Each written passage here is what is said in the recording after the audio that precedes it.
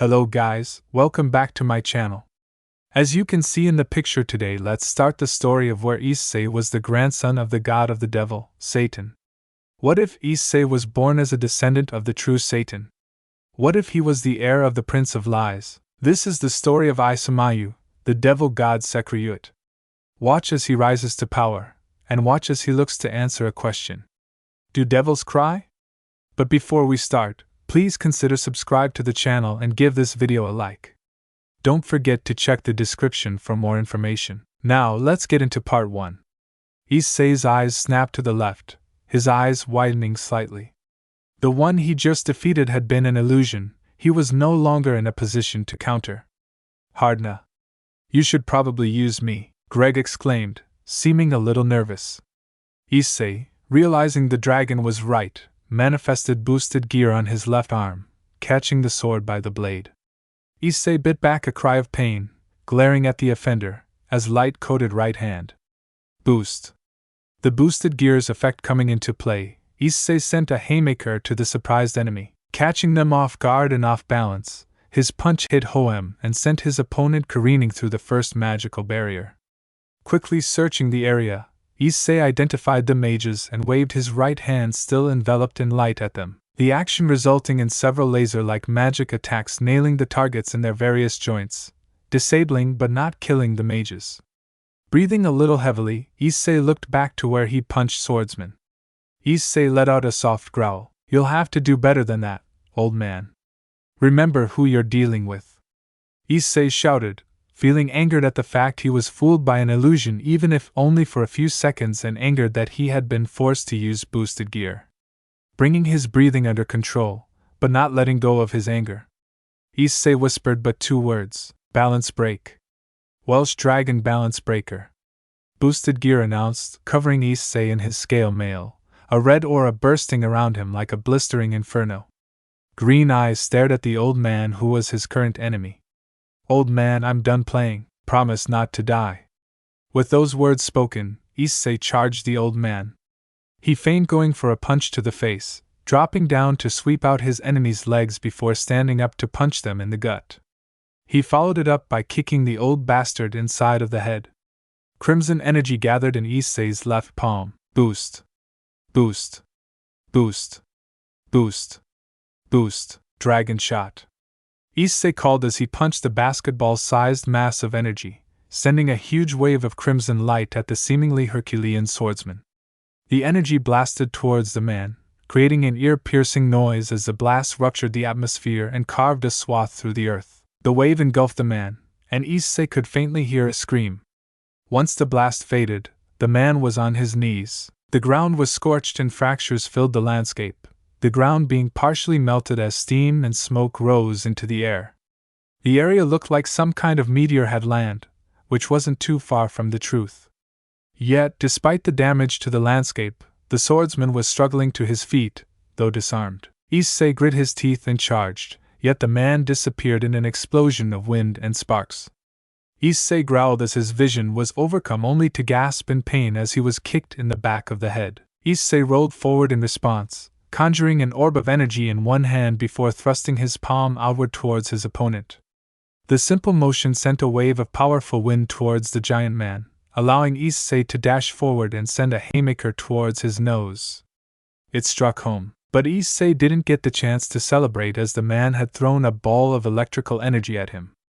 Issei screamed in pain as the ball blew him backwards and nearly shocked him into unconsciousness. The pain was almost unbearable. But almost wasn't bad enough. Issei roared and jumped to his feet, firing black lightning at the man as Issei planted numerous traps around himself. These traps were to keep his opponent from reaching him for a short time. Boost, boost, boost, boost, boost, boost, boost, boost, boost, boost, boost, boost, boost. Smirking, Issei started to quickly make his preparations. He strengthened his armor and body. He created a secondary layer of armor over top his scale mail. This layer being made out of crystallized light and pure electrical energy. Issei then reinforced the solid light of the secondary layer. He could hear his traps going off and being overpowered, Even so, Issei wouldn't be deterred. He created a mass of gold divine energy which he gradually shaped into a sword. Said sword being a katana, a golden katana with black lightning coursing through and around it. Issei then ran a hand along the blade to reinforce and strengthen it. The man had reached Issei, preparing to punch Issei from above. Yet he had been too slow, the traps had served their purpose. Momentarily increasing his strength drastically, Issei slashed the man over the torso. The slash leaving a texture like shattered glass in the space around it, having broken through the dimensions. Using his jetpack, Issei charged a man, preparing to bisect him. The man dodged backwards, yet he was still given a deep gash on his chest and was blown back by the shockwave. Unfortunately, the man responded not by screaming in pain, but by roaring in fury and digging his feet into the ground. An explosion of purple-blue light erupted around the man, along with white and black lightning. Fissures and cracks spread throughout the ground as sparks danced along the rocks, which were quickly being swept up by a powerful windstorm. Jet. Issei spread his dragon wings and took to the skies using his power of a dragon's flight to anchor himself against the storm. The man soon calmed down, but his power had increased dramatically. Damn it. Looks like he doesn't plan on giving up. Issei charged forward to slash the man, but his opponent met his sword with another. A sword of pure lightning met the energy blade, resulting in the area being bathed in different colors of light. One side was bathed in gold, the other bathed in purple. The heterochromic star disappeared as their blade lock ended, only to flash into existence again and again as they rapidly clashed swords. Each and every blow bathed the battlefield in light. Each and every blow shook the earth around them. Each and every blow left lingering distortions in space as their clash broke through dimensions. Each and every blow gradually lifted them higher and higher into the air. Eventually, they were fighting far above the clouds. The clash of the two men ripping open the atmosphere as the force of the blows sent them every which way, resulting in only rays of light being visible as they traveled across the sky. One crimson, the other wide, each one repeatedly colliding and releasing golden and purple light in opposite directions. And in the wake of their clash, destruction remained. The atmosphere being ruptured and the air itself being electrically charged, the heat waves so great that the ground beneath them started to melt. Boost. Issei boosted once again and used his jetpack, enabling him to cleave straight through his enemy's sword and launch them into the ground. Issei slashed towards them with his sword, sending shockwaves towards them. Dismissing his sword, Issei dived after him as they were struck by the shockwaves. Issei cocked his fist back, coated it in light and thunder once again. Issei punched the enemy square in the face. This sent a sparking enemy flying towards the ground at speeds exceeding Mach 30. Only for a beam of sunlight to pursue them and burn them on their way down.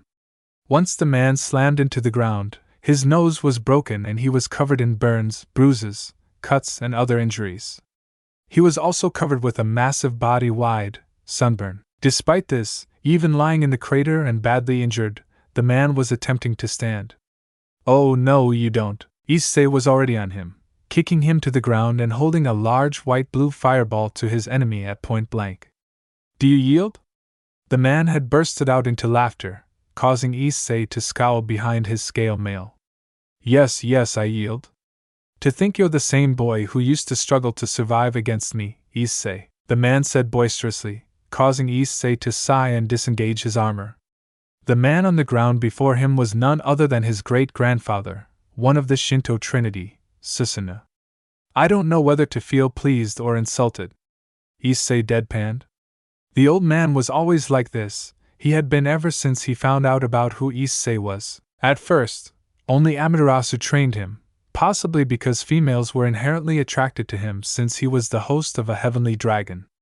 Or it may have been because Amaterasu was just too scared of her to refuse. However, around 3 months into his training, he displayed the ability to conjure lightning without a magic circle. Since the lightning wasn't Kai-based, it could only mean one thing. Issei was a god. Well, half of one anyway. Once Amaterasu realized this, she and some Shinto priests had done a ritual. This ritual was to figure out his exact nature. Turns out, Amaterasu and Susanoo were his great-grandparents.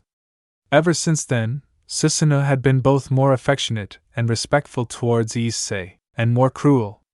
Susanoo assisted in his training but was more brutal than anyone else. At first, the training was more like torture since Issei was barely even 8 years old. However, when he wasn't training Issei, Susanoo was actually somewhat friendly and affectionate, sometimes overbearingly so. It was because he knew Susanoo did care about him, knowing Issei was his descendant and not a mere human, that Issei didn't hate Susanoo for causing him so much pain. The sound of clapping drew Issei from his reminiscing, however. Turning around, Issei was met with a sight that still made his breath hitch a little. A young woman, who appeared to be 30 at the most, stood before him. She had vibrant pink hair down to her knees and purple eyes. While her facial structure clearly looked Asian, her skin was a milky white. She wore a white kimono that hugged her form, showing off a voluptuous and curvaceous figure. It also showed off a significant amount of cleavage. 2 fox ears adorned her head, and 3 fox tails swayed behind her. The woman before him was Amaterasu. Well, an avatar of her, at least. She was the Shinto sun, queen of the Shinto gods and precursor of the imperial dynasty of Japan and his great-grandmother. Amaterasu was the sun incarnated, the most powerful of all sun gods, a goddess so strong she needed to use an avatar with severely reduced power and divinity, so mortal minds could even look at or come near her without perceiving her as the sun itself. Issei, despite being over 75% non-human and half-god, had a mortal mind. If he looked at her true form, he would only recognize the sun itself. His eyes would hurt from staring too long and he would burn from getting close, just like the sun the earth orbited. The Amaterasu in front of him was one of her many avatars, each having comparable beauty even if different aesthetics. The hair and eye color of the avatars varied, so did the number of foxtails, and rather the fox traits existed or not. If fox traits existed, the avatar was stronger.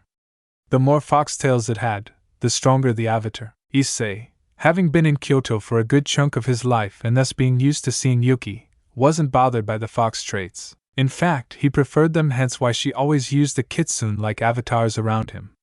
He found the fox trait suited his great-grandmother quite well and felt they attributed to her beauty. Indeed, Amaterasu was a woman so beautiful that despite his more human-like mentality, he couldn't help but leer at her for a few seconds after he laid his eyes on her. That is, before he realized what he was doing and quickly shook his head to remove any perverted thoughts. And right now, she was walking towards him with a sly smile as she gave a gentle applause. Very good, Ice-kun.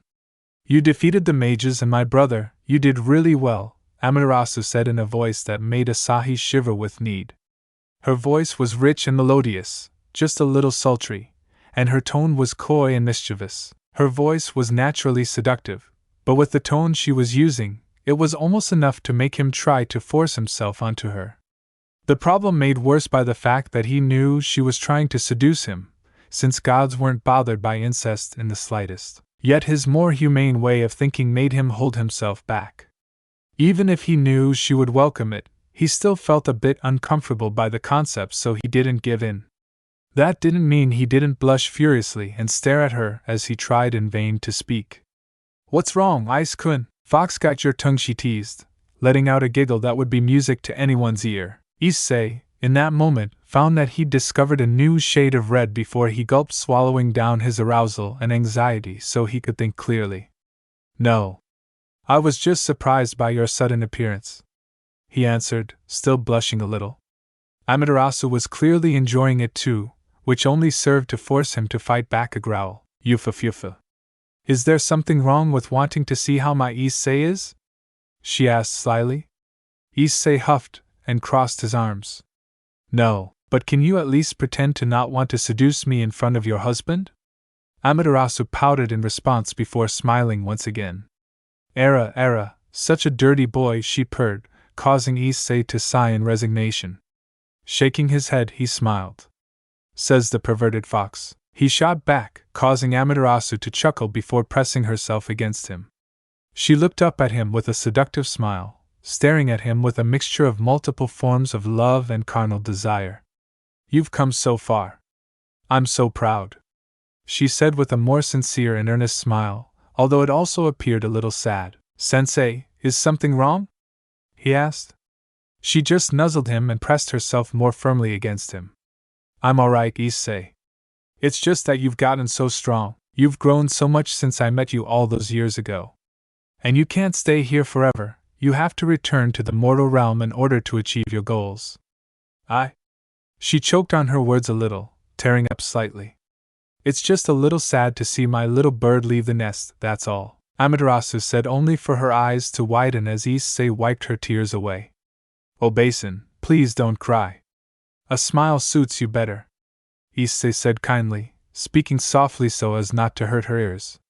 This time, it was Amaterasu's turn to blush, although her blush was much softer than Issei's own. Nevertheless, she smiled once more and took a step back so she could move to his front.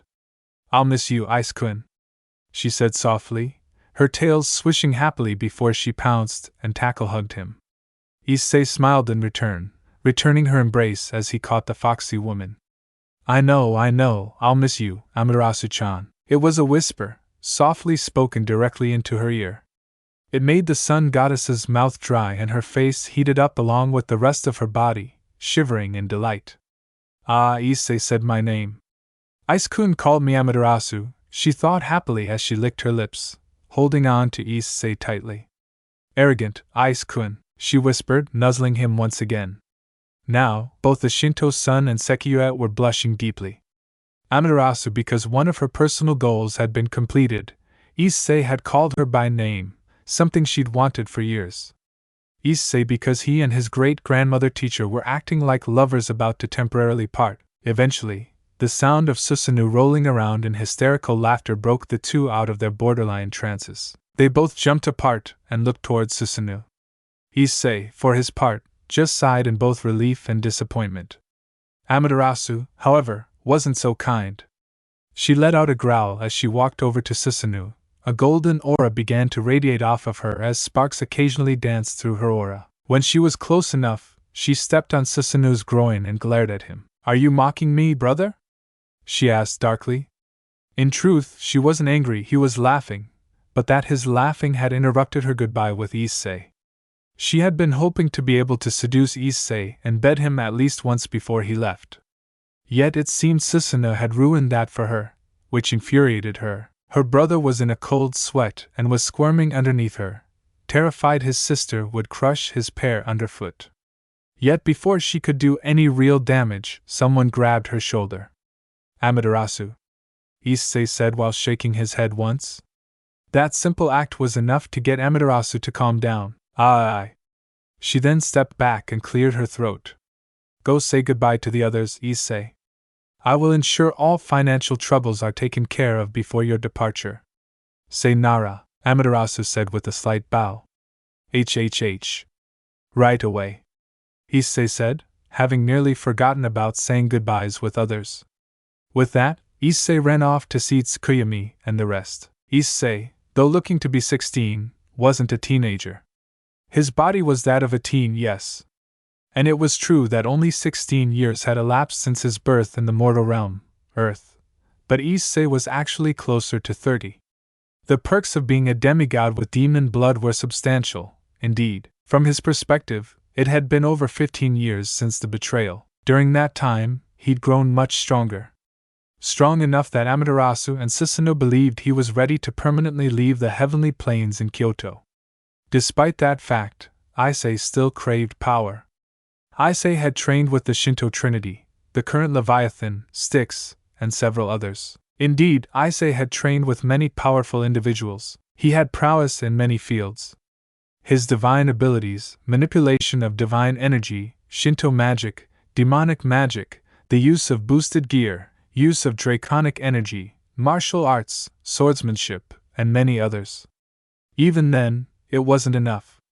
Issei needed to be strong, much stronger than Drake was in life, in order to fulfill his goal. Issei wanted to fight against powerful enemies. Enemies like the 3 super devils and other Satan-class demons. He also wanted to face the Dragon Kings and the 9-tailed fox, although he wasn't certain about whether he would get the chance to face any of those enemies. Yet, there was one enemy. One he knew he would face eventually.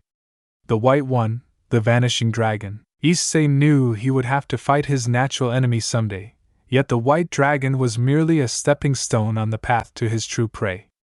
Currently, Issei was on a train to the town where he was supposedly born. Amaterasu had already handled the paperwork and was having the Shinto faction's funds cover the expenses. Unfortunately, Amaterasu didn't send him alone. His sister was with him. She was a devil god like himself, a descendant of Satan. She was born between Okitsun and their father, who was half devil, half god. While Issei was half god, his sister was only a quarter god. She was his half-sister. Being what she was, his sister was an extremely powerful magician who knew seemingly all forms of magic. She also had an affinity for most regular elements. Now one may wonder, why was she sent with him? The answer was simple, but annoying. Amaterasu sent his sister for the sole purpose of being a maid, more or less. His sister's job was to heal him, keep him from using Juggernaut Drive, cook for him if he so wished, things like that. But more than anything else, Issei suspected his sister's job was to annoy him. The punishment for not giving in to Amaterasu's advances. Oni-chan. Your first day of school is tomorrow, make sure you're presentable, she chirped, causing Issei to merely lean against the train's wall. How much longer would this last? He just wanted to go to sleep at this point. He got his wish, it seemed. As him and his fox of his sister were going to the house, mansion, his great-grandmother had purchased for them, they only had to deal with a simple rabbit oni. For either of them, a common oni may as well have been sheep, and they were lions. Needless to say, they slaughtered it before they arrived at home. Issei immediately went to shower while he let his sister cook. After eating, he went straight to sleep. Even as he slept, he still trained. In his dreams, he practiced his techniques and worked on strategy. Specifically, overcoming Drag on combat. In their mind, in that dreamscape, Drag had all of his abilities. Though Drag mostly used his dragon fire, boost, and his body. Overcoming Drag, or at least meeting the criteria Drag set for him to be considered victorious, wasn't an easy task. Yet Issei felt it was worth it. When his sister woke him up, he took a shower and let her cook. Once he'd eaten, he went off to school. A school with devils in it, Issei thought as he casually arrived at his first class. The day went by in a daze, nothing of note happening. He already knew most of the subjects, and had long since mastered them. He only pretended to pay attention in class, even though he was actually thinking about how to get even stronger. As it turned out, growing up among gods had its perks, as well as technically being the age of some teachers. However, just when he thought he could go home, someone approached him. A blond boy who reeked of demon, though he wasn't bad looking. The only blemish on his features was a small mole on his face, one that would be easily mistaken for a freckle or birthmark if one didn't look close enough. Hi, do Issei-kun? Yes. My name's Suzuto Kiba, my club's president wants to see you, Kiba said. Issei, for his part, merely sighed. He should have expected this, really. It was only natural that someone with heterochromic eyes, pale skin, and a naturally heavy presence would stand out in Japan, especially when the school was for normal people. Lead the way, Issei responded, standing up and following the blonde. Apparently, the boys' club was filled with demons, complete with a fallen angel and an Akamata. The latter two caught his attention the most. They seemed more interesting than the others, who appeared to be rather bland and regular demons. Onachua, Issei greeted casually, not even bothering with proper pronunciation, and stared WT the group as a whole. His focus wasn't on any particular one, but all of them together. Issei put his hands in his pockets. Hi, do Issei-kun, but you wants to make an offer to you. The one with the fallen angel, devil's signature said. Issei looked to the one with the red hair who sat at the desk. It was obvious the president was probably the one sitting at the desk. I'm not joining your peerage, he said bluntly, standing perfectly straight and still, barring his breathing and the occasional blink. He seemed like a statue. The redhead blinked. How did you know? Easy, you look like a gremry. I figure, odds are, a high-class devil who's sitting at a fancy desk probably wants to ask me to join their peerage. Again, another blunt reply. The gremry looked somewhat stunned before clearing her throat. I see. Well, what are you? Would you believe me if I said Iblis? He said dryly. He's not. He smells like an angel. the midget Nikomata said. Issei chuckled, and the gremlin raised an eyebrow. Now, Kaneko, why do you say that? She asked. Because he smells like a keno, but more pure, Kaneko said in a monotone. Can I go home yet? Issei asked, tired of the conversation already. Issei, well, he would be fine talking to the fallen angel hybrid Akino or Kaneko by themselves, didn't care much for the gremlin. He found her annoying, he also didn't particularly want to be there at the moment. You may not. I would at least like for you to fight my servants as a test first. Issei sighed once again. Sure, I'll fight Goldilocks and the other two. A gremlin raised her eyebrows. You want to fight all three, are you sure? Issei nodded, stretching idly. If it were any less, there wouldn't be a fight. Please accept, Rias, but I am interested in seeing how he handles a magic user. Akino said to Rias, smiling at Issei. And the smile told him she wanted to watch him suffer. Issei had to resist the urge to snort. Nevertheless, he watched until Rias had accepted. Issei went outside first, followed by Kiba, Akino, and Kaneko. Also Rias. Issei walked a few meters away from them, cracking his knuckles before looking at them. Akino crackled with lightning and giggled mischievously. Kiba produced a demonic sword while Kaneko took a martial arts dance, Shizenkai. The energy coming from her confirms it. Judging by the feel of it, I'd say her type is. Are you an Akamada? Issei asked, causing Kaneko to flinch. Rias Gremry frowned. How could you tell? I've been around Imkai long enough to know how to distinguish between each species. I spent many years of my life in Imkai capital, after all. Here from Kyoto Rios, Gremry suddenly shot forward at amazing speed, grasping his hands and her eyes sparkling. Issei shivered. He had a very bad feeling. Bufafufu, you'll have to forgive her. But you is a Japan otaku. Are we going to start? Issei shook her hands off and backed away. Rias realized that she was making him uncomfortable and regained her composure, coughing as she returned to her original position. Why, yes, please begin. Partner, are you going to use me? No, there's no need. I can do this with just my own abilities. Issei answered, already knowing this fight was ultimately just a game. Probably right. Well then, I'll be taking a nap. Right after that, a loud snoring came into Issei's mind. Issei resisted the urge to roll his eyes. This lazy dragon was one the gods feared.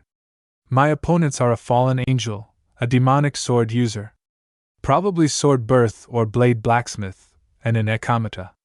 Judging by Akino's claim, she's a magic user. I should be ready for holy and lightning magic from Akino, and Kai attacks from Kaneko. However, Kiba is harder to pin down. He produced a demonic sword. I don't know what exactly he can produce or what abilities they will have. I should be weary, Issei thought to himself, staring his opponents down. Issei watched them closely with Kaneko and Kiba charging. Issei waiting until they were about to hit him before he leaned backwards, rotating him body slightly to kick Kiba in the gut. He also caught Kaneko's fist and threw her away, only to be narrowly missed by a lightning attack. Ide shot towards Issei, swinging his sword at his side, probably not wanting to aim for vitals on an unarmed opponent. He got the shock of his life when Issei nonchalantly moved to the side with minimal effort and slapped the arm holding the sword away, causing him to lose balance. He caught sight of a foot coming at him and used his sword to block the blow. He didn't have time to be shocked when the sword shattered and he was sent flying. Got you? Kaneko fell swiftly with her leg outstretched, evidently trying to hit Issei with an axe kick. Her descent was abruptly halted when Issei caught her leg with one hand and threw her Akaba, who was getting up, sending both to the ground. Issei grimaced. That kick was stronger than he thought. His hand ached in pain as he waited for the two to get up and resume their assault. Evidently, this game required a bit more effort than he originally believed. Kiba shot forward with another sword, this time aiming for his neck. Issei ducked and struck the flat side of the blade with his fist, breaking it. He turned and kicked Kiba in the stomach, sending him flying. Kaneko was suddenly in front of him, her small body being hidden by Kiba's larger one. She punched at him. Not bad either. There was obviously some power behind it, and its speed wasn't bad either. But it was way too slow to him. He sidestepped it and caught her arm, flipping her over his shoulder and down to the ground. She wasn't fazed and kicked at his face, though he caught it and threw her aside. He turned to see that Kiba had closed in, this time with 2 swords. He moved back as Kiba unleashed a flurry of slashes at him. Issei smirked. His skill was impressive, but he was still too green. Issei lashed out with a foot, kicking Kiba in the shin before chopping him on the neck. Kiba rolled with it, and as he got up, Issei kicked again, catching Kiba in the stomach and kicking him next to where Kaneko had landed. Having realized that they couldn't win by themselves, Kiba and Kaneko began attacking together. As Kiba created a new sword and attacked from the left, Kaneko appeared at his right with her fist drawn back. Issei's eyes narrowed. He leaned back so that both attacks barely missed him and returned to his original position. He started moving backwards to evade their coordinated attacks, making only minimal movements to conserve energy. He paused when Kiba's sword grazed his cheek, leaving a tiny cut that bled slightly. Not bad. You two aren't particularly strong, but your teamwork is quite impeccable, certainly better than most opponents I've fought. Thanks for the compliment, though I would feel better about it if you were fighting seriously. Your stance is clearly that of a swordsman, so why have you not drawn your sword yet? Kiba asked with a smile, though his eyes made it clear that he felt a bit insulted. Don't have it. Besides, I'm forbidden from drawing it unless I'm completely cornered. My sword indiscriminately destroys everything around it, so my sister keeps it sealed in another dimension. Issei responded. However, the sound of laughter drew his attention, and he looked to Akino, who had prepared a rather large number of magic circles behind her while he was fighting the other two. All of said magic circles shot out lightning. Issei's eyes widened slightly as he immediately shot off rays of sunlight from his fingers to counter them. They were completely nullified.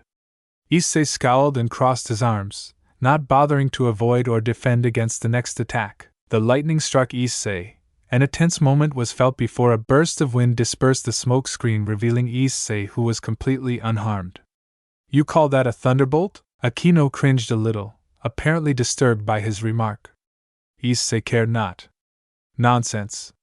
Now allow me to show you a real thunderbolt. Issei smirked and held one hand to the sky, the white clouds crackling with gold lightning. Reiku. With that short incantation, lightning struck out at his enemies.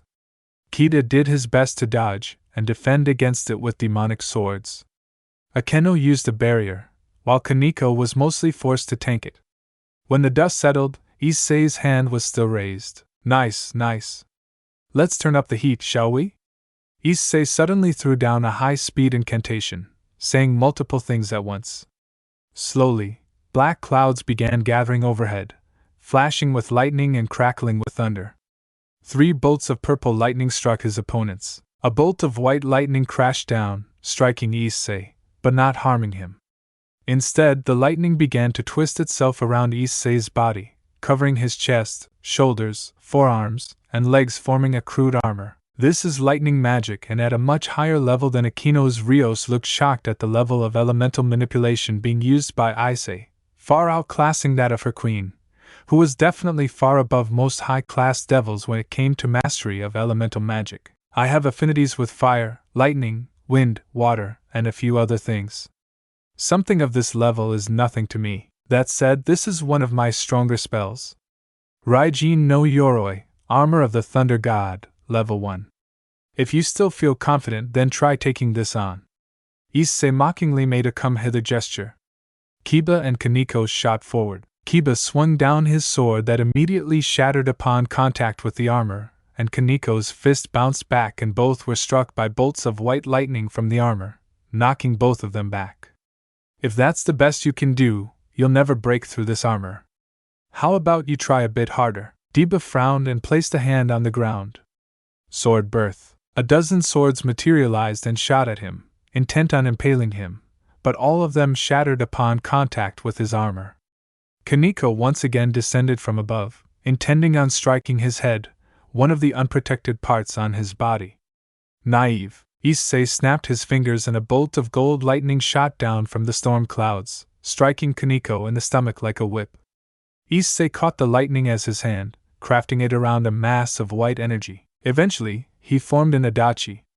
Basically, a large katana made out of lightning and divine energy. Issei then proceeded to run his hand along it, putting runes on it to enhance it. So, Yudo, shall we dance? Issei asked with a smirk, entering a stance with his blade behind him in a reverse grip. Kiba nodded and charged, Issei dashing forward to meet him head-on. The two blades locked, but after only a short fraction of a second, Kiba's demonic sword split in half and he was slashed by Issei's blade. Kiba screamed in pain as he was knocked backwards, his body coursing with lightning as the divine energy entered his body through the large gash on his chest, the energy breaking down Kiba's body.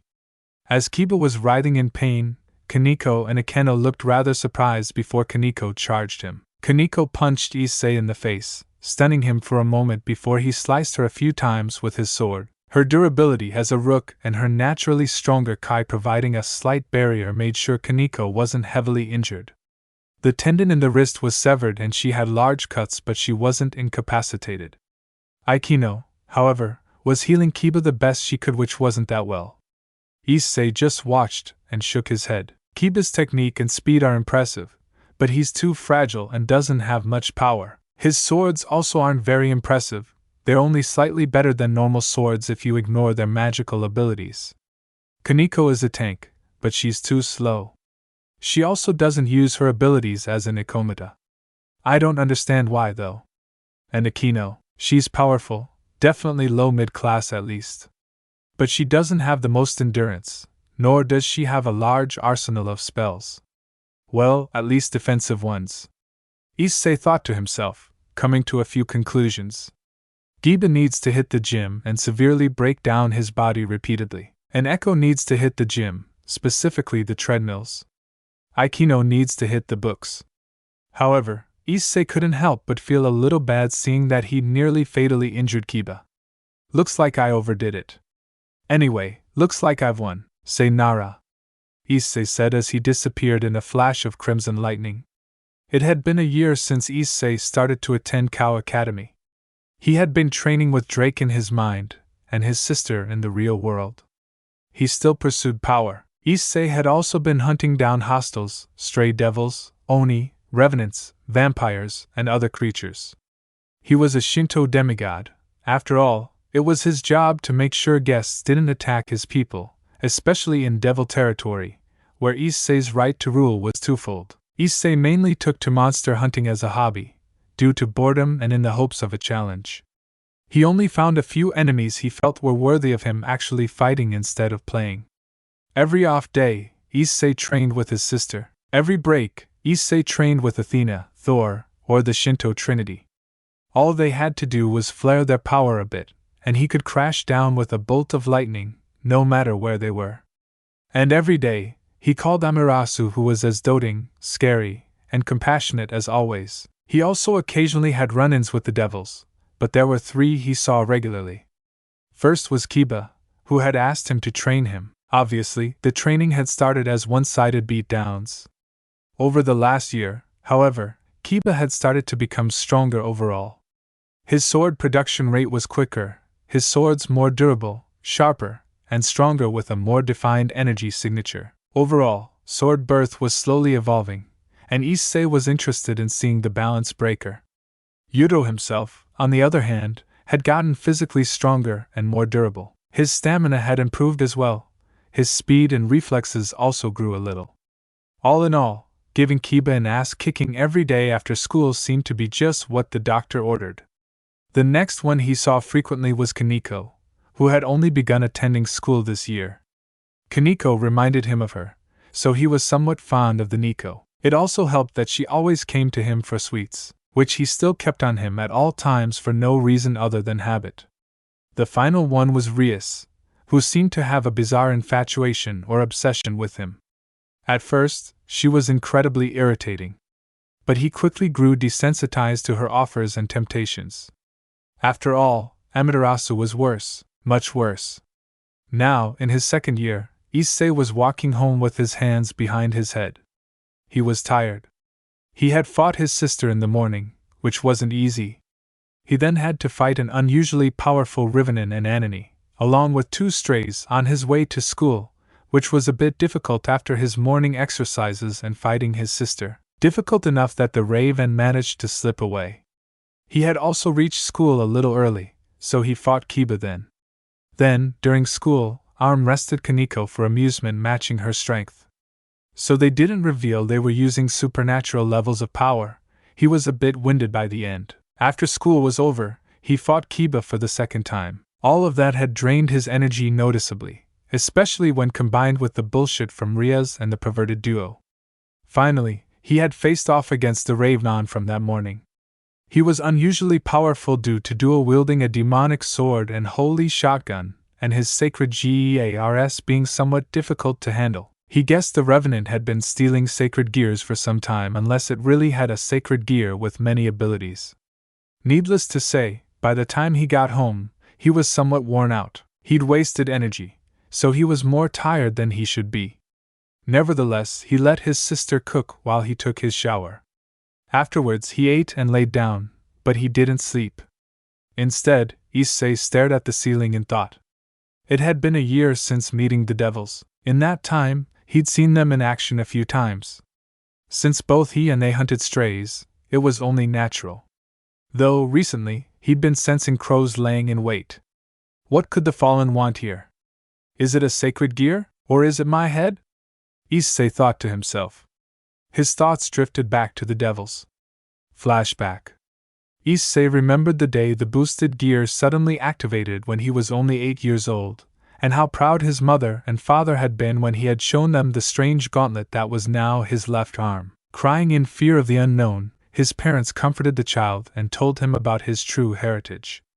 About how he was unique, and that a child born with 3 different bloods within them was not a thing to ever be heard of.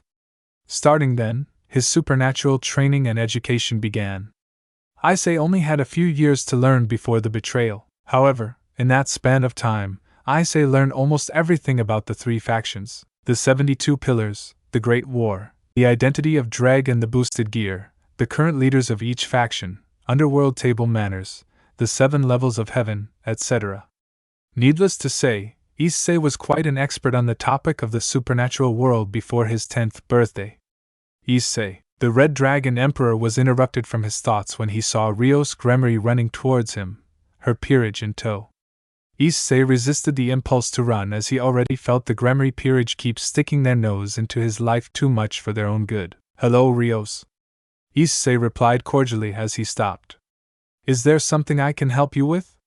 "You know, I wasn't going to ask you for anything, thank you very much," Rios replied with a cool stare as Kaneko, Udo, and Akino caught up to them. Issei was silent as he gave her a deadpan look. "Okay, maybe one thing," Rios admitted. "I was going to make you an offer of whether or not you would join my peerage. Your presence would make us a lot stronger." Honestly, Issei didn't give 2 damns about Rios and her peerage. They were quite annoying on their first official meeting, for one, and Issei preferred to keep a low-key profile. Aside from that, Issei just really didn't like any of them at all, except for Yuto, who was alright. Well, he supposed Kaneko and Akeno were at least interesting, so honestly, it was mostly just Rios. However, Issei was still someone who believed in second chances to a certain extent. Maybe they got off on the wrong foot in their first meeting, but it doesn't mean that they still couldn't become friends or at least not be enemies. Also, Issei has never been in a peerage before since he had never thought about creating his own in the past. However, the cons still outweighed the pros in the end. After all, deception was something he was trained well in by the Shinto Trinity, so he knew Rios was after him for power. Besides, like Dreg had told him, it was better to be more cautious for now. "I'll have to decline, I'm sorry." Issei shook his head. Ria's expression turned into a disappointed one before her turquoise eyes suddenly narrowed as she looked down. Damn it, he's too powerful to overcome and force reincarnate now. If only was a weak stupid pervert, then he would have been so easy to control, Rias thought. However, maybe if I drag him with us long enough, then he'll be more lenient. "Well, Issei, would you like to instead accompany us in keeping the peace around Kuoh then?" Issei looked into the Rita's eyes, which told him that she wouldn't take no as an answer no matter what. Sighing, the teen's shoulders sagged in defeat as he didn't want to deal with any more problems. But I think just dragged myself into another mess. Later that day, stray devil visor, you betrayed your master and ran away to fulfill the lustful wants and needs that have consumed you. Issei watched lazily as Rias berated the monstrous female devil who hid the shape of a chimeric centaur. Rias had forced him to go along with everyone else to abandon building in order to eliminate a stray devil. Feeling that their target was too low-leveled, he brought a comic to read as he knew the other devils could easily handle it. In the name of the great Marquis of Gremery, be gone or face your death. The stray devil laughed, unashamed as she began rubbing her breasts in front of everyone. Like centaurs, she was naked from the waist up. Shut up, you little slut. You're just jealous because your breasts will never be as luscious as mine. Rias blushed angrily, glancing over to see if Issei noticed. However, the teen was currently too engrossed in the newest issue of Rage Across Time and ignored his surroundings. This is your last warning. Go back to your master now or be destroyed. Sighing, Issei flipped a page of the comic. I wish they'd stop being so noisy. Also, I promised my sister that I'd be home before 7 today. I hope they hurry up in dealing with this. Alright, Issei. Watch this. Rias commanded as Kaneko, Yuto, and Akino got into ready positions. Issei frowned as he looked up, having been interrupted at a good part in the comic. Since this is your first time observing a peerage in action, examine how each member of my family fights according to their reincarnated piece. Watching each one of them attack the stray devil, Issei couldn't help but be slightly impressed at the effects of the evil pieces. The Red Dragon Emperor watched the other members easily beat down the beast, quickly leading it to the final blow. And I, the king, Rias told him as she charged up a magical blast, erasing the abomination from existence. Any questions? No. Issei shook his head. That was quite an impressive job, though. You've trained your peerage well. See you all tomorrow. Flashback end. That had been sometime last year. Or was it earlier this one? Whatever. Ever since then, he and his sister had been hunting monsters as well. His sister mostly did it so she had something to do while he was in school besides research, while he did it for amusement and to hone his skills.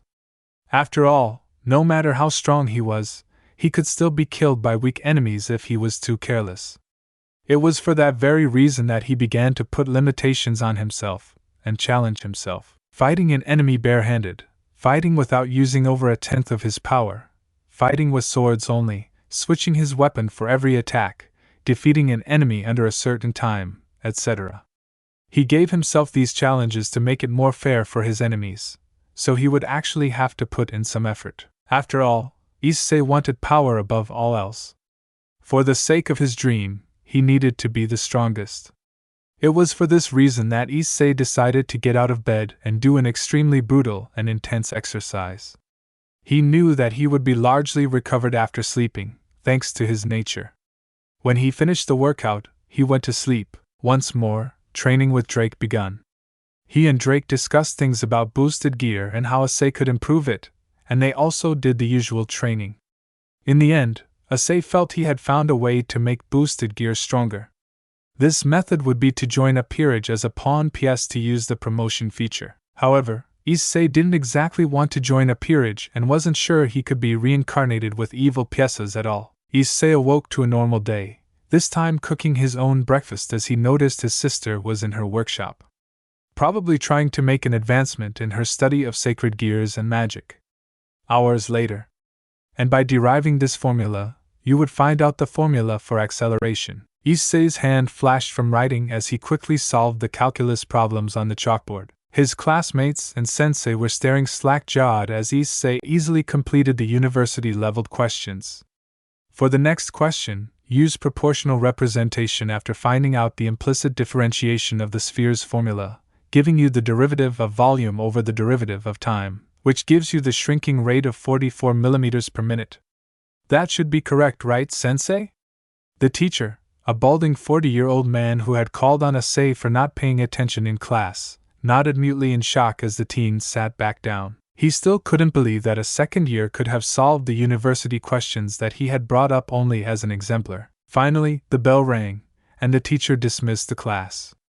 Issei was trying to find his stuff inside his desk, which was flooded with confession letters. Unfortunately, he suddenly found himself being surrounded by the two people who were renowned for being the school perverts. Again, sighing, Issei sat back down and prepared himself for the verbal barrage from the perverted duo. They certainly talk too much for their own good. Why, you stupid pretty boy? The baldy Mitsuma yelled at him as his hands were curled up into claws. How is it possible that you are athletic, smart, as well as good-looking? It defies the rules of reality. Yeah, Motohama, a shorter teen who wore large, square glasses, added. You already have over 50% of the female population in this school falling for you, and it hasn't even been 2 full months since the start of the school year. You have to be using hacks. I don't remember entering any cheat codes. Hell, I'm not that likable, Issei responded, although he mumbled the last part under his breath. Sighing again, Issei drowned them out as he finally found his pencil case in the pile of letters. He glared at the letters for a moment, divine energy gathering inside and rapidly taking on a solar attribute. Then, the letters spontaneously combusted and the flame flashed out of existence. With that done, he left. Issei went to meet up with Kiba and they did their spar. Issei now had to use Raijin no Yoroi to fight against Kiba without boosted gear or magic. The fight continued on longer than usual, with Issei healing Kiba, which had limited success, so they could continue fighting. The fight continued on for a good 90 minutes before Issei decided enough was enough. Issei departed deep in thought. He was thinking about how to improve boosted gear itself. Maybe he could store weapons in it. Fuse other dragon-type sacred gears into it? He was pretty sure his sister could manage it one way or another. But he also thought about other ways he could improve it. An obvious one was breaking the Juggernaut Drive curse so he could use the power safely, yet that was much easier said than done. The next methods involve constructs that would help him reduce the drawbacks of the form, such as a construct that could let him substitute external magical energy for his own reserves and life force. Something like a storage unit of magical energy that could be used as fuel for the form. The next was some kind of item that used a spell to help stave off the insanity of Juggernaut Drive so he could control the form longer. Using evil pieces was also an option, even if one he wasn't exactly enthusiastic about. He also felt developing a subspecies for boosted gear could be useful, or finding new ways to use it. Overall, though, Issei wasn't too sure of what to do.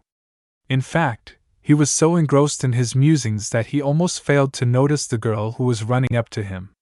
Issei looked up, snapped out of his trance by the girl's presence. Are you Haida Issei-sama? Issei turned around to come face to face with a pretty, black-haired girl with amethyst eyes.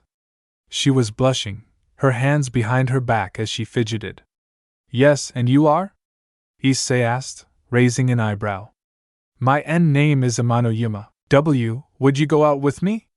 Issei looked at her and decided to weigh his options. The first thing of importance was that the girl seemed like a crow, meaning it was likely a fallen angel. Amaterasu had told him to be wary of fallen angels as they could be very convincing behind closed doors. They were also proud and could be manipulative. On the other hand, she could be serious about it. Although she was clearly trying to hide something. If she were serious about it, it could give him a chance to get connections to the fallen angel faction. Partner, there's no need to be so thorough. You have nothing to lose. She and 1,000,000 of her race wouldn't even reach half our power. Realizing the dragon was right, Issei nodded. Sure. What did it matter if she was a crow or a raven? It would be amusing all the same. Besides, he could handle it if something went wrong. Everyone is your enemy, Issei. Don't trust a soul out there, and use force if necessary.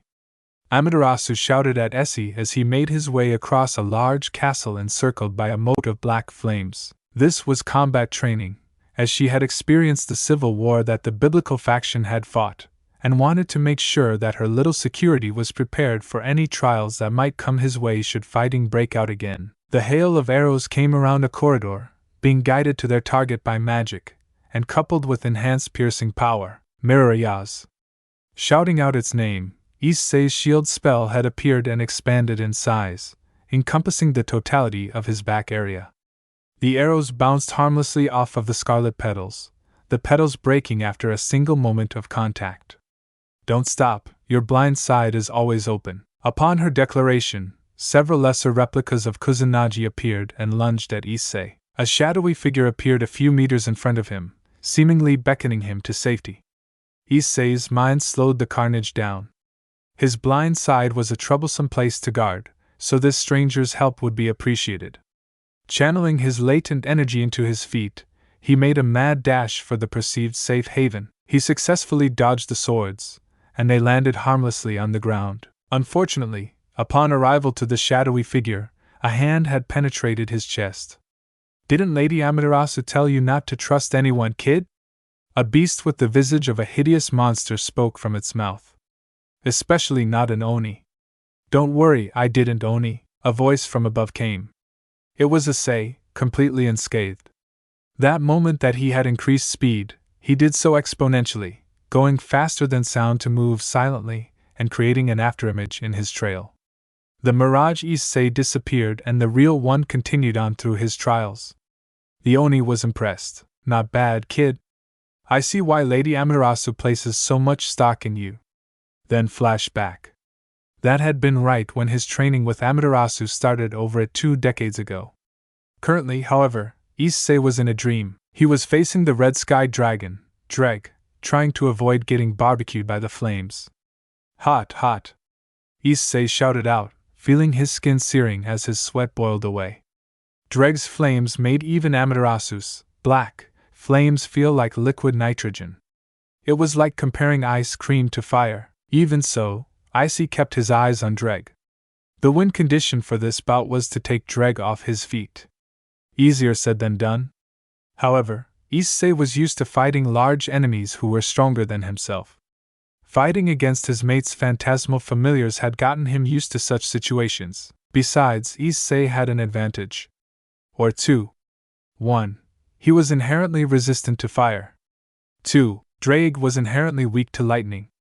Issei would share that weakness were it not for him being a descendant of Susanoo, and therefore having a resistance to lightning. This meant that Issei needed to electrocute Dreg. "He won't let me use my powers. His flames and aura bullets will put me out of commission if I stop moving. The safest place to be when I shock him is on his back. I need to get close and mount him," Issei thought as he rolled out of the way of another volley of aura bullets. "I need to distract him. A spell that subtle and quick to cast. Have you formulated a strategy, partner? Too bad. I won't let you use it," Dreg exclaimed as he leaped backwards while shooting aura bullets at Issei. When Dreg landed, he ran to the side circling Issei. Nevertheless, Issei used a brief moment of reprieve from the assault of flames to conjure a sword of divine energy. Using the sword, he narrowly deflected all of the aura bullets before another torrent of fire came his way. "Whoa!" Issei exclaimed in shock as he leaped to the side, barely avoiding the flames. No sooner had he landed, however, did Dreg charge him. Issei's eyes widened partially, yet he didn't falter. He took a few steps forward, rapidly accelerating and meeting Dreg's charge. Without hesitation, Issei jammed the sword into Dreg's snout. The dragon hissed in pain, but Issei used the sword as a fulcrum to swing himself around and catapult himself onto Dreg's back. Stabbing another sword into Dreg, Issei began to shock the dragon. The red dragon roared in pain. Even with all his power, Dreg was vulnerable to Draken's slaying techniques. And electrocuting a dragon's insides was one of them. Paralyzed from the electricity coursing through his body, pouring right into his spine, Drake fell forward and planted his face into the illusory ground. Issei was breathing heavily as he dissipated the swords, with Drake pulling his head out of the dirt and turning to look at Issei. "Ah, ow. Ow. That hurt. Partner, why did you do that?" Greg complained, rubbing his snout. Issei had to resist the urge to snort because it was the only way to get you off your feet. "You stabbed my snout. How would you feel if I stabbed your nose?" Greg bellowed, causing Issei fall onto his back, laughing. Was this childish dragon really called a dragon emperor? His laughter was silenced, however, as a tail promptly slapped him across the face. "That was for my pride." Suddenly, Issei found a massive clawed finger moving towards his face.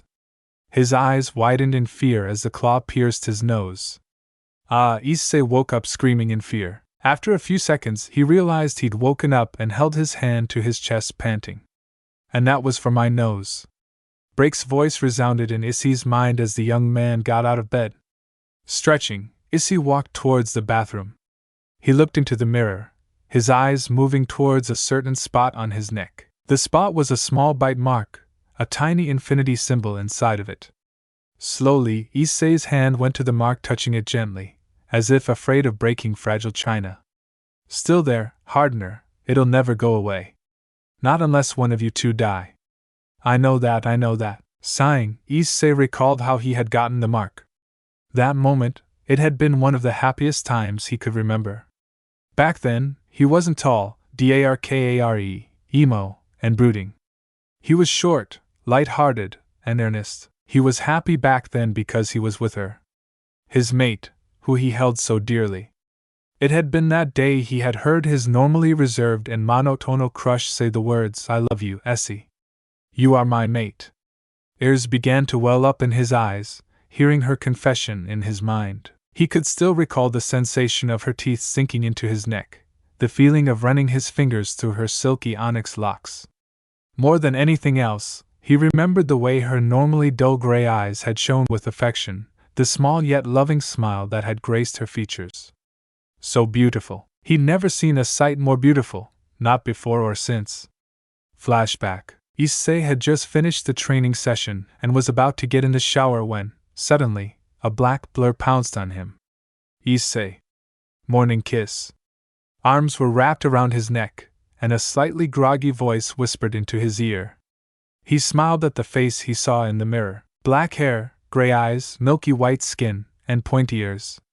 The girl on his back was his mate, the love of his life. Her beautiful face wore an equally beautiful expression. Her eyes sparkled with love and affection, and her small smile radiated happiness.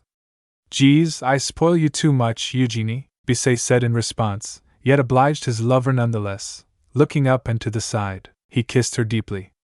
His mate had let out a happy in response, her pupils turning into hearts and staying like that when he broke the kiss. And flashback, tears started rolling down Issei's eyes as the reflection of his would-be fiancée disappeared from the mirror. I miss her. I want to see that smile again. But does she even still love me? At that time, his mate took the shower with him. She had cleaned him with all the care and attention of a mother cat grooming her kitten. He also had returned the favor, bathing her as well. Of course, his mate had also made out with him multiple times as she rubbed her body against his, getting her scent on him, a warning to others that he was hers. Back then I knew for sure, I had no doubt that she loved me. I don't know anymore. After all, when your fiancée betrays you, it usually means that she doesn't care for you anymore. Sighing, Issei wiped his tears away and took the shower. When he finished, he went downstairs and ate the meal his sister had prepared him, and then, it was off to school. Hours later, thanks for the date, Issei-kun. That was really fun. Yuma thanked him as they were sitting down on the park bench, enjoying their ice creams. Despite expecting it to end with bloodshed, Issei had planned the date out, if nothing else, then to briefly relive pleasant memories. He had even given Kiba an especially hard fight in the morning to make up for skipping out in the afternoon, so Kiba wouldn't come looking for him. He had also bought Rias off. She was being nosy. He just had to give Kaneko a couple of lollipops, and she was happy to let him do as he pleased. The date had been normal, with a trip to the mall, a dinner, and finally the walk in the park. Sighing, Issei wished that Rias would stop being so nosy. Is something wrong, Issei-kun? Did you not enjoy the date? Yuma gave him an innocent look as she asked. Currently, Issei's date looked like the perfect picture of innocence, but he knew better than to lower his guard. No. The date was fine. Everything was fine. Issei trailed off as Yuma began to close in on him. Gulping, Issei stared at the inviting lips of the beautiful fallen angel. An interaction he had witnessed in the past springing to mind. The goddess held him against her breasts and washed his hair, telling him something about being really strong for his age and something about having nice hair. Yet a thick, heavy and ominous energy filled the room as light seemed to become scarce. Issei is mine. Get your hands off him immediately.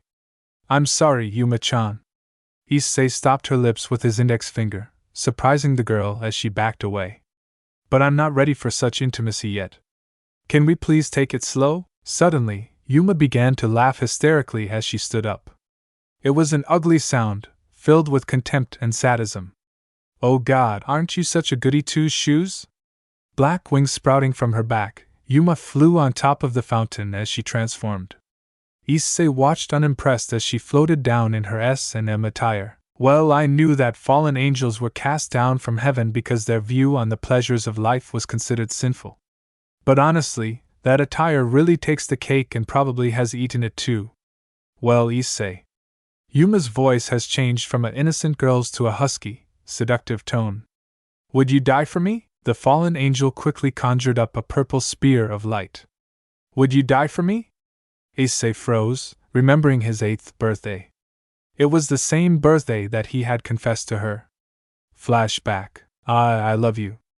A little Issei, blushing madly, confessed as he held out a slice of his birthday cake to his crush. However, the girl merely tilted her head, questioning his actions. I do not know the meaning of love. She deadpanned as she took the slice of cake. After all, food was food. Issei's embarrassment turned into shock. Why, you don't know what love is? Well, it's... She gazed up for a second from the cake, expecting an explanation. However, seeing Issei trailing off and unable to describe what love is, the lowly decided to go back to her delicious dessert first. Well, it's like eating cake. Issei finally pointed at the half-finished sweet. It gives you a good feeling, except like a 1,000,000 times better. That's what love is, Mu Genin. She finally finished the cake, licking her lips. The girl recalled back in history when she had met individuals, both mortals and immortals alike, that did foolish things for another person that they called their love. In fact, some of them even died to protect that very person with which they said they did it for the sake of love. Issei, would you die for the person you loved? She questioned the little boy, who was currently wiping away some of the whipped cream on her cheek with a napkin. Giving her a quizzical look, Issei stopped and pondered on it for a moment. Finally, a grin broke through his rosy cheeks as he lifted his left fist into the air, a sparkle of determination in his eyes. Of course I would. After all, if you love someone, then you should give everything to them, even your life. The monotonal girl felt a small smile poke itself against her lips as she leaned forward. Then Issei. The little boy was shocked at the gentle contact on his lips before he closed his eyes and accepted it. Finally, after a passionate moment, the two broke away the kiss. Would you die for me? Flashback end. Issei didn't even register the pain when the spear entered his right thigh. Looking down, the Sekiryuutei finally noticed that Yuma had thrown her spear, impaling his leg to the ground. Oh? Ouch. Yuma laughed manically as she saw the blood leak out of his leg. That's right. Bleed. Bleed for me some more. What do you want from me, Yuma? Don't call me by that disgusting name. Yuma snarled as she created a second light spear before throwing it. My name's Rainer. Leaning to the side, Issei ignored the burning in his right leg as he twisted, avoiding the attack with his flexibility. Why are you doing this? Sneering, Rainer continued to create another light spear, except this one was much larger and resonated more power than her previous ones. The sacred gear that resides within you is a threat to us fallen angels. But don't blame us, blame the god who decided to place the sacred gear inside of you. The fallen angel charged to say, throwing the beam of light, now die. Rainer laughed sadistically as the spear exploded on contact with him. However, an ominous green light shined from within the smoke. A lone figure stood amongst a large pile of bodies, shaking violently. Blood was plastered all over his crimson-colored armor with ghostly green eyes glowing out of his helmet that sported the same shade of red. Emptying heavily, the figure scanned his surroundings to make sure that no further enemies were nearby. The fight had been long and tiring, with multiple enemies coming at him in waves, unrelenting in their attacks. However, it was not a time for rest. More could be coming, and he had to find an undisclosed location to rest and protect her before they would be ambushed again. The little girl in a gothic Lolita uniform stepped out from behind him. Her emotionless black eyes casually observing the level of carnage dealt by the figure. It was natural, after all, for a mortal being to see such things in the vast millennia of their lifetime, leading to their permanent emotional apathy. The elf-like girl lazily kicked away the dying hand of a devil who was blocking her way. Turning, she slowly stuck out her index finger and gently poked the figure's helm, ignoring the blood that got itself onto her hands. "I am hungry," she spoke monotonously before continuing to poke the figure's helm without pause. "I want food. Japanese food." Sighing, the figure stepped back and deactivated his armor, which faded from existence. It revealed the stoic face of a young Issei about 13 years old. His spiky brown hair was unruly from exiting the boosted gear scale mail, with his usual heterochromic eyes currently being lifeless and icy. "I told you, you can't keep wandering out while my back is turned. You're wanted by those evil organizations out there, and I don't want you to get hurt." The little boy spoke with an equally emotionless tone before grabbing and shaking his head violently. Finally, his eyes cleared up as the usual warmth returned to his pupils. Each time he pushes himself when wielding the boosted gear, his bloodlust increases dramatically. Looking down, Issei fevers the day when he would be unable to control himself and his mentality breaks. The Prince of Devils was suddenly interrupted from his thoughts when his lover stepped forward and planted her lips on his own. Now floating in the air, the girl gently broke the kiss and rested her head on his muscular shoulder. "You are my mate." She smiled softly. A bit of emotion always escaped from the immortal whenever she was around Issei. "I believe in Issei. I chose Issei, the strongest Red Dragon Emperor." Issei smiled bashfully, gently rubbing the red gauntlet with the green spherical gem on his left arm. Opening his arms, he closed his eyes as he enjoyed the smooth and warm feel of his beloved colliding into him. Embracing her, Issei was unaware of the individual suddenly appearing behind him, swinging a blade of blue light. "But your very existence is a mistake, Issei," then flashed back. She had said it in a tone that haunted him to this day. She, the one he cherished and loved above all, had called him a mistake. She hadn't alerted him to the enemy sneaking up on him. She didn't try to save him, even though he had wanted nothing more than to live a happy and peaceful life at her side.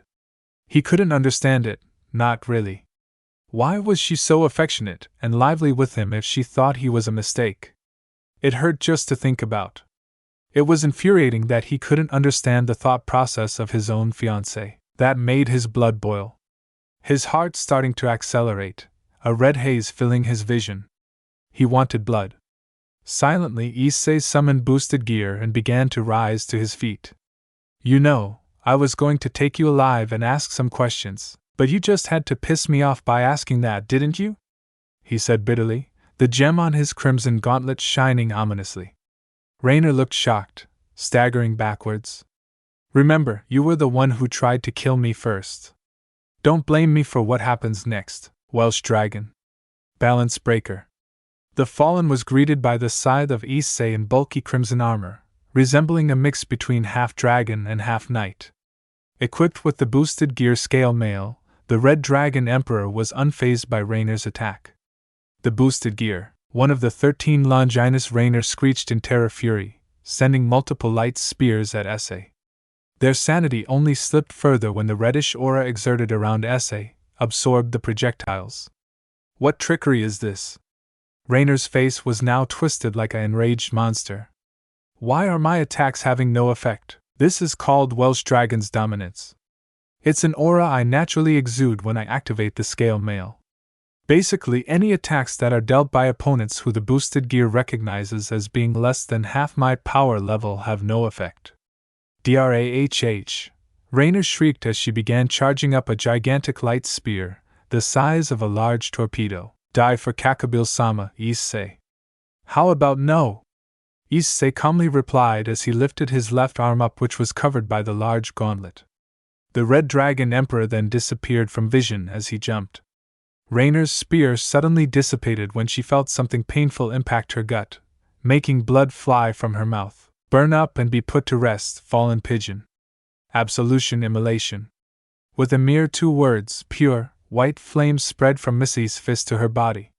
Rainer screamed in agony as she impacted the ground with a sickening crunch, slowly burning. "You may survive, but you'll never fly again," A pigeon who's degenerated into a filthy crow has no need for wings, Issei said coldly as he stepped on her back, taking some pleasure in how she arrived under him whimpering. Nevertheless, Issei gripped her wings and just ripped away. With as much effort as it took to tear paper, the Sekiryuutei had ripped off her wings, inflicting minor damage to her spine in the process. She was crippled. The entirety of her wings, down to the nerves and bone that connected them to her spine, had been ripped from her body. They could no longer be regenerated. Issei, for his part, merely watched as she attempted to feebly crawl to the fountain. He disengaged the scale mail and discarded the wings, walking to her and kicking her onto her back. He then stomped on her hand, grinding his heel into it as he enjoyed the sickening sounds. The sound of bones breaking, of tendons snapping, muscle tearing. Issei picked up his foot, watching her clutch her hand in agony. Issei grinned, wiping his shoe off on her face as the flames slowly spread from her torso. After a short time, he decided there was no point in humiliating her any further and simply decided to leave her to die. Issei left the park, talking to Drake in his mind. As always, they were discussing ways for Issei to become stronger. Oof. Issei was interrupted from his thoughts when he noticed that he had bumped into someone. It was a blonde girl with emerald green eyes. A suitcase filled with her belongings was spilling out her possessions all over the sidewalk. He suddenly felt a chill shoot up his spine. The nun. Please don't look behind me and see the half-dead fallen angel, he internally pleaded, as he did not want to risk ending up on the church's radar. Oh, she whimpered as she slowly picked herself up. Sighing, she dusted herself up and prepared to apologize to whoever she had bumped into. Today was just not a day, as she had just arrived in Japan and was already getting lost left and right. I'm sure her words were stuck in her throat as she suddenly gazed into deep, gorgeous red and green eyes. The light wind suddenly blew, gently moving the teen's spiky brown hair. Asia soon felt heat beginning to crawl up her face.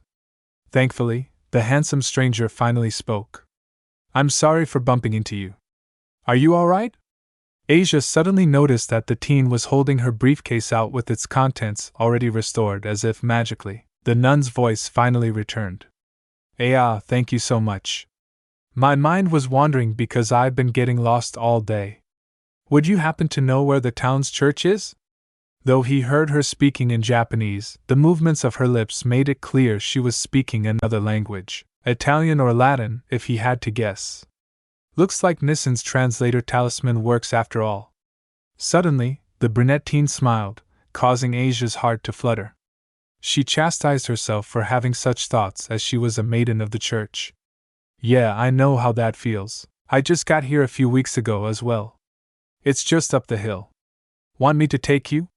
The blonde nun blushed again. Thank you so much. My name is Asia Argento, what's yours? Issei. Issei, hi dude. Nice to meet you, Asia Argento. Want me to lead you to the church? Issei said, swapping the order of his given and family name for the girl's convenience. Hi. She exclaimed happily before sheepishly adding, please.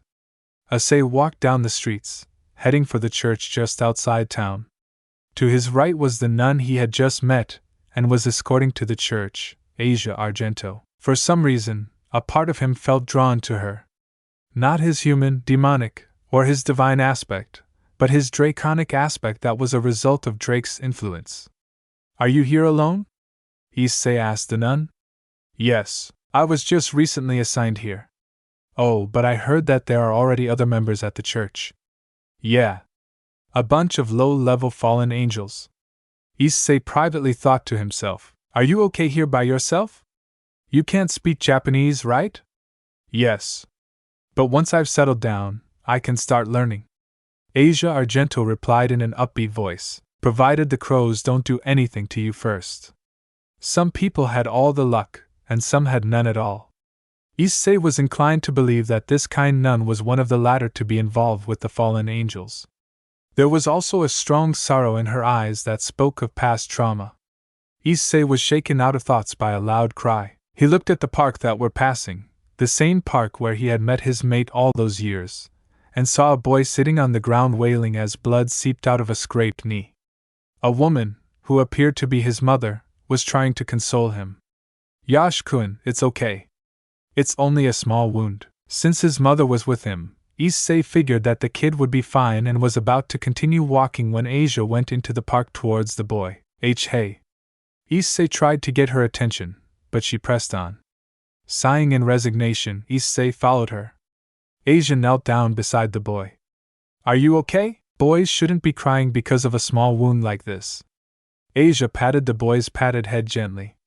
The boy looked at her in confusion, not understanding what she had just said. That was natural, she was speaking in a foreign language, so unless one was fluent in the language, unlikely for a kid, or had a translator, like Issei's own translation, Charmer the Devil's language, even more unlikely, Asia might as well be speaking gibberish. Then, Asia placed her hand over the boy's scraped knee. Issei's eyebrows rose when he saw a faint green light emitting from her hands. The small wound closed instantly. The sacred gear? Issei wondered silently. His left arm was aching slightly, confirming his theory that healing power is the ability of the sacred gear. Beside the boy, the mother looked very shocked at what had just happened before her eyes. Issei wondered why Asia would use a sacred gear in front of ordinary humans. There, your wounds are healed. The pain should be gone now. Asia patted the boy's head. The boy smiled in response. Thank you, Wani-chan. He said thank you. Issei translated for Asia. She smiled happily. Recovering from her shock, the mother grabbed the boy's hand and dragged him away as fast as she could, leaving Issei and Asia in the park. Asia, that power. Is it a sacred gear?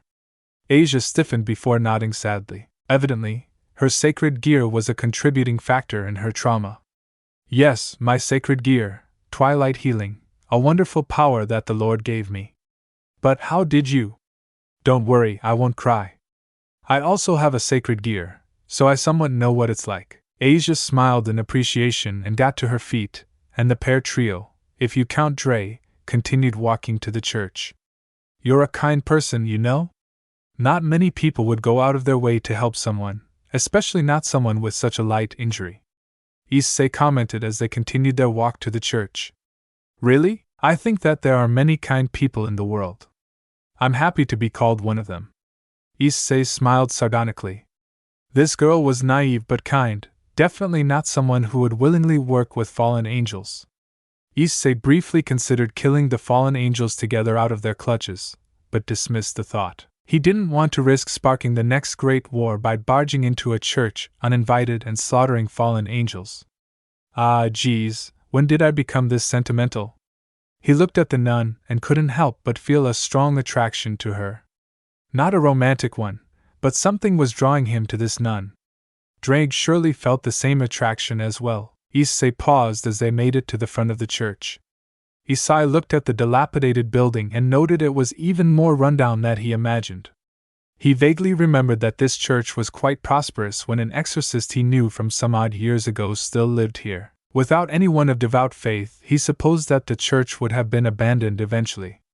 But there was a light coming from inside and 3 fallen angel auras, all rather weak, weaker than the one he had killed no more than an hour ago, and several dozen human auras, all slightly stronger than an average human, and one that was above the rest, stronger than even the fallen angels. Stray exorcists, Issei realized and internally grinned.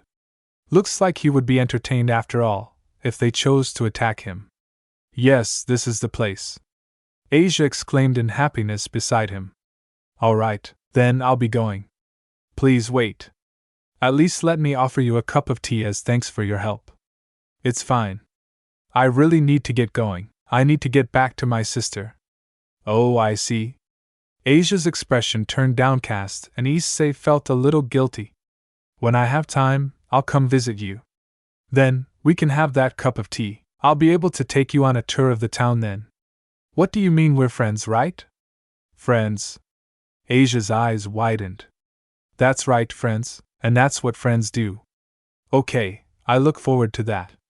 Asia smiled in delight as she waved to Issei, who waved back as she left. Once they were out of sight, Issei lowered his arm and turned around to leave. Issei looked back in the direction of the church. It didn't feel right, leaving someone so kind in the clutches of the fallen angels.